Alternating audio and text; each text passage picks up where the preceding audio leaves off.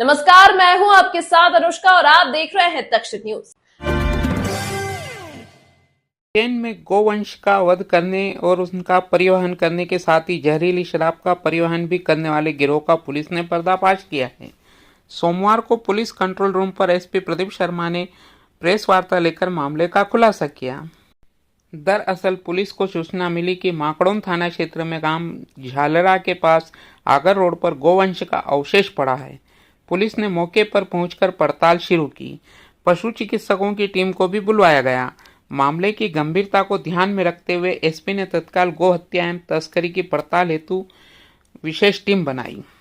इस विशेष टीम ने अलग अलग क्षेत्र में दबिश दी और सीसीटीवी फुटेज व मोबाइल लोकेशन के आधार पर पुलिस ने आरोपियों को पकड़ा। पुलिस ने बताया कि मामले में 3 अलग अलग गैंग के शामिल होने की पुष्टि हुई है। 6 आरोपियों को गिरफ्तार किया गया है। अन्य फरार आरोपियों की तलाश जारी है। गिरफ्तार आरोपी गोवंश का वध, परिवहन एवं जहरीली शराब का परिवहन भी करते थे। आरोपी ऐसी गायों को शिकार बनाते जो ग्रामीण व शहरी क्षेत्र में आवारा तौर पर घूमती थी और गोवंश का वध कर परिवहन इंदौर और देवास में करते थे। तीनों टीमों ने कोऑर्डिनेट करके तीनों जगहों पर दबिश दी और कुल 6 आरोपियों को इसमें गिरफ्तार किया है। ये आरोपी कई तरह के अवैध धंधों में संलग्न हुआ, अवैध शराब की तस्करी भी इनका एक मेजर पेशा है। ये अलग अलग जगह मंदसौर, देवास, इंदौर और उज्जैन के कई जगह पर फरार भी और उनके विरुद्ध कई मामले भी दर्ज हैं। को गिरफ्तार किया गया। यह मामला गोवंश वध से संबंधित था। यह थाना माकड़ोन की 29/5 की घटना है, जिसमें हमें कुछ गोवंश के अवशेष मिले।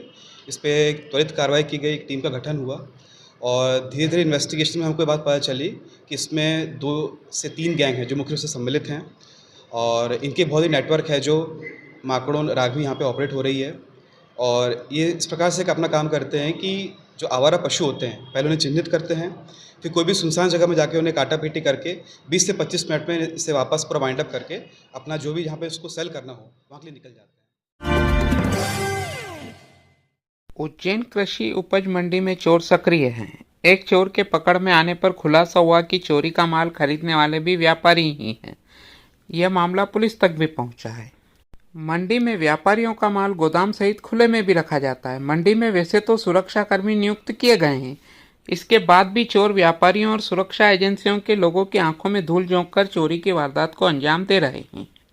मंडी व्यापारी राकेश अग्रवाल की उपज को चोरी करने वाले चोरों को व्यापारी ने खुद पकड़ा और पूछताछ की गई तो पता चला कि चोरी का माल खरीदने वाले मंडी गेट पर अनाज का व्यापार करने वाला व्यापारी ही है। इसके बाद चोरों और व्यापारियों की सूचना पुलिस को दी।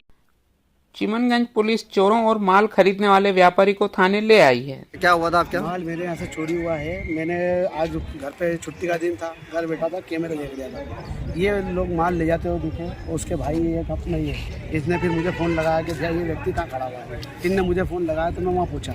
वहाँ पहुँचने के बाद में इन 2 व्यक्तियों को पकड़ा। 2 व्यक्तियों को पकड़ने के बाद में मैं उन 2 व्यक्तियों को जहाँ माल बेचा इनने उसके करने लेके गया। ये सब मामला दबाने की कोशिश चल रही है। पिछली बारिश में डैम के लबालब होने के बावजूद प्रतिवर्षानुसार इस वर्ष भी उज्जैन शहर में एक बार फिर जल संकट गहरा गया है। सोमवार से एक दिन छोड़कर जल प्रदाय होना शुरू हो गया है।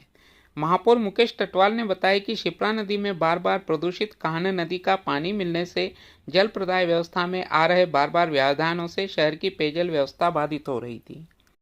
इसके कारण प्रतिदिन जल प्रदाय में शहर की संपूर्ण टंकियों को एक साथ भरने में समस्या बनी हुई थी। इसे देखते हुए ग्रीष्म ऋतु में शहर वासियों को पर्याप्त रूप से पेयजल उपलब्ध कराने के लिए निर्णय लिया गया है कि 1 अप्रैल से संपूर्ण शहर में एक दिन छोड़कर जल प्रदाय किया जाएगा।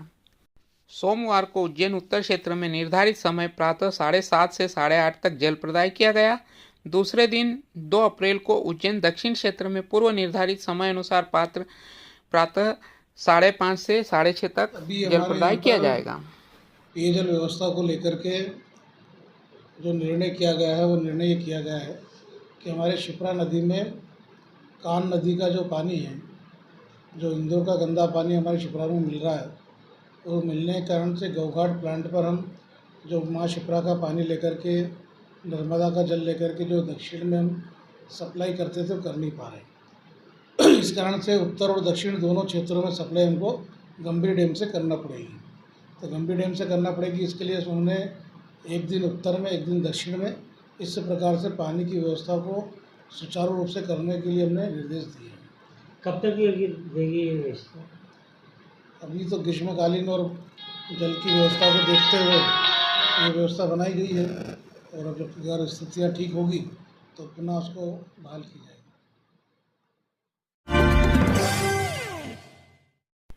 चैत्र मास की सप्तमी तिथि सोमवार को शीतला सप्तमी का पर्व मनाया गया। महिलाओं ने सुख सौभाग्य व आरोग्यता की कामना से ठंडे पकवानों का भोग लगाकर माता का पूजन किया। मान्यता है कि शीतला सप्तमी पर माता का पूजन ठंडे समय में ठंडे पकवानों से किया जाता है। इसी के चलते महिलाएं मध्य रात्रि से ही पूजा करने के लिए शीतला माता मंदिर पहुंच जाती है और सुबह सुबह ठंडे समय में शीतला माता पूजन करती है। आज महिलाओं ने ठंडे पकवानों से शीतला माता का पूजन कर परिवार की सुख समृद्धि की कामना की। इस दौरान माता मंदिरों के बाहर लंबी कतारें लगी हुई थी।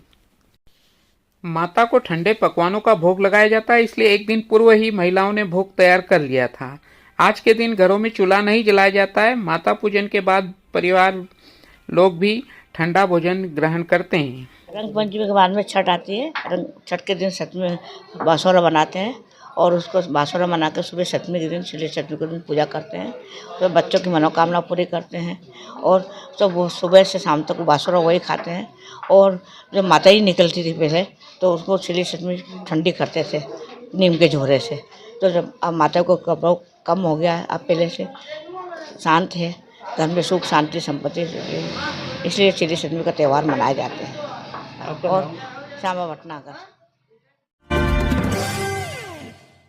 केंद्रीय मंत्री ज्योतिरादित्य सिंधिया के पुत्र आर्यमन सोमवार दोपहर को दिल्ली से उज्जैन पहुंचे और सीधे महाकाल मंदिर जाकर महाकाल के दर्शन किए। इस दौरान उन्होंने गर्भगृह के बाहर से बाबा महाकाल की पूजा अर्चना की और नंदी गृह में नंदी के कानों में अपने मन की बात कही। दर्शन के बाद बातचीत में आर्यमन सिंधिया ने कहा कि उज्जैन से सिंधिया परिवार का पुराना नाता है। इस वजह से क्षेत्र का और महाकाल मंदिर के विकास पर विशेष फोकस रहता है। उन्होंने कहा कि महाकाल मंदिर में हुई आगजनी की घटना दुखद है। मैं आज हादसे में घायल हुए पंडे पुजारियों से जाकर मिलूंगा और उनके स्वास्थ्य की जानकारी लूंगा। उज्जैन से रवाना होने के पहले आर्यमन सिंधिया देवास गेट स्थित संख्या राज्य धर्मशाला भी गए और अवलोकन किया। इस दौरान उनके साथ शहर भाजपा उपाध्यक्ष संजय ठाकुर भी मौजूद रहे। कैसा लगा? बहुत ही अच्छा लगा। हमेशा भगवान महाकाल के चरणों में उनका आशीर्वाद लेना बहुत महत्वपूर्ण है। और परिवार की जो संबंध है इस क्षेत्र में वो सालों से हैं और हम सालों से इस क्षेत्र की जो प्रगति है, इस क्षेत्र का और भगवान महाकाल का मंदिर का जो विकास है उस पर हमेशा हम फोकस रखते हैं और ध्यान रखते हैं और बिल्कुल आनंद मिला है भगवान का आशीर्वाद। चुनाव में किस प्रकार की भूमिका रहेगी? आपकी युवा संवाद कार्यक्रम चालू कर रहा है। बिल्कुल, मेरी यही भूमिका है कि हम ज़्यादा से ज़्यादा मार्जिन से मेरे पिता श्री ज्योतिरादित्य जी को जितवाएं और सब जो जनता है, जो उनकी आशा है,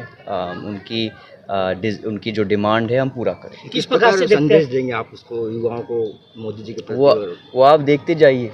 मैं सब कुछ आपको आज बता दूंगा तो फिर फ़ायदा क्या होगा? आप देखते जाइए। में घटना घटी थी, इसके बाद में आपको जानकारी अभी तक कोई कार्रवाई नहीं हुई दोषियों पे, आप क्या देखते हैं उनको? देखिए, कार्रवाई होगी। जो हमारे देश का जो कानून है वो जारी रहेगा। और आज मैं उनसे मिलने भी जाऊंगा जो हमारे पंडित हैं, जो इस मंदिर में हमारा दर्शन करवाते हैं। तो मैं आज उनका स्वास्थ्य देखने भी जा रहा हूँ। तमाम महत्वपूर्ण खबरों के लिए देखते रहिए तक्षशिला।